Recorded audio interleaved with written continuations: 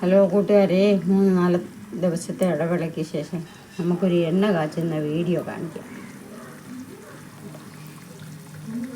ഇതിൽ ചേർക്കുന്ന ഇൻഗ്രീഡിയൻസ് എന്തൊക്കെയെന്ന് വെച്ചാൽ തുളസിയില, കൈതോനി, കറ്റാർവാഴ, ചെമ്പരത്തി, തെറ്റി, കുറുന്തോട്ടി, കറുക. ഇത്രയാണ് ഞാൻ ചേർത്ത് സാധാരണ കാച്ചാറുള്ളത്. ഇതെല്ലാം ചേർത്ത് ഈ ഔഷധ മൂല്യമുള്ള പച്ചിലകളെല്ലാം ചേർത്ത് നല്ലപോലെ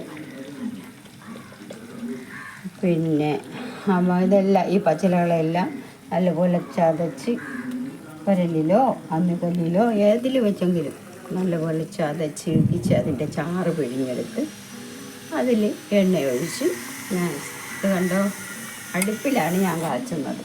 നമ്മുടെ പഴയ ചീനിച്ചട്ടിയിൽ, ഇരുമ്പ് കൊണ്ടുള്ള ചീനിച്ചട്ടിയിൽ അടുപ്പിലാണ് ഞാൻ എണ്ണ കാച്ചുന്നത് കേട്ടോ.